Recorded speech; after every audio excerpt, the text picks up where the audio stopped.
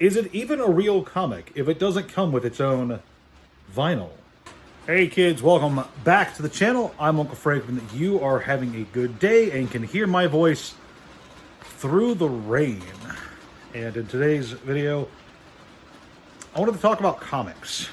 You see, earlier today, I was sitting down and reading ElfQuest. I love ElfQuest. It's one of my favorite comic franchises, definitely in my top 3 fantasy franchises of all time. And I found, as I was just reading through it, and I love this series so much. It's so good. I have to put this down. I found, as I was reading through it, a thought creeped into my head that I have had before and doubtlessly will have since. And it was, this is amazing. It's a shame that modern comics just suck in comparison.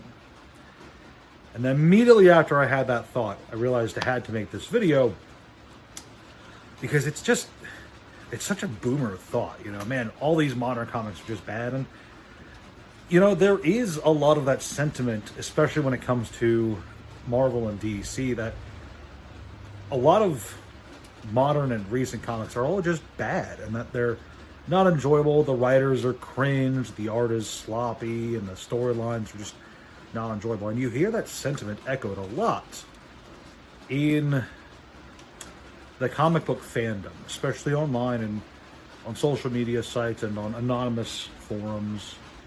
You'll hear criticism after criticism over certain issues or storylines or arcs. And I don't necessarily think that it's wrong to be negative about the comic industry, because I'm not going to go ahead and lie to you and say that there's not problems, because I think that there are problems.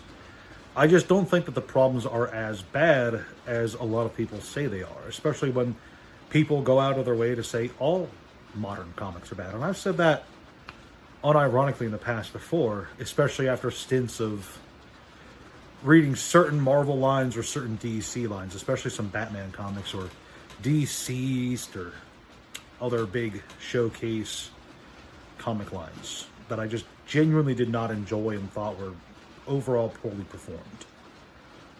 However, while it's definitely true that I have read a lot of bad modern comics, I've also read a lot of good ones. You know, ones that I've just genuinely enjoyed regardless of their production quality, etc.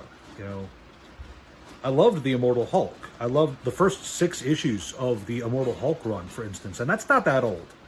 You know, I thought it was great, especially the more sinister, the more intentionally sinister Hulk taking front and center with that line. I liked the Batman Shadow kind of crossover comic line. I really thought that was very enjoyable.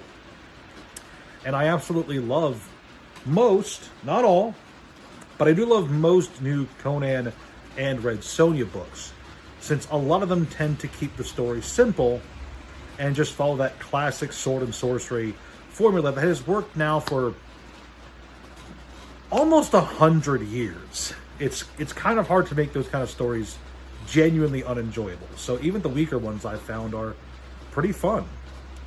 But I get it. There are inevitably going to be more voices loudly complaining about the Zeb Wells Spider-Man, Spider-Goblin run than there are going to be people praising the newest Conan issue where Conan tracks down an evil sorcerer and then kills an evil sorcerer.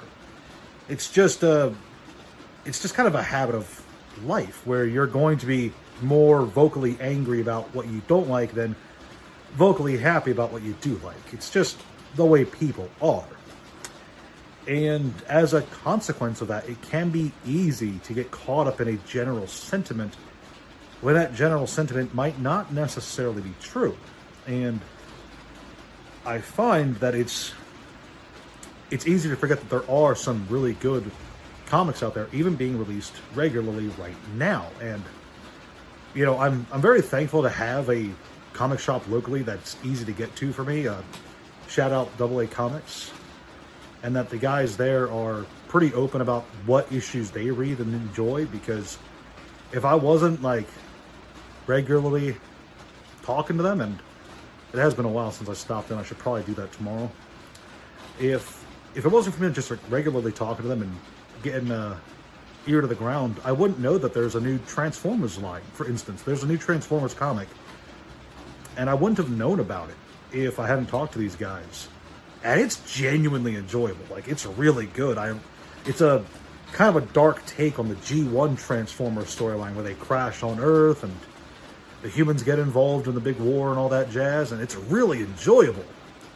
And I would have never known about it.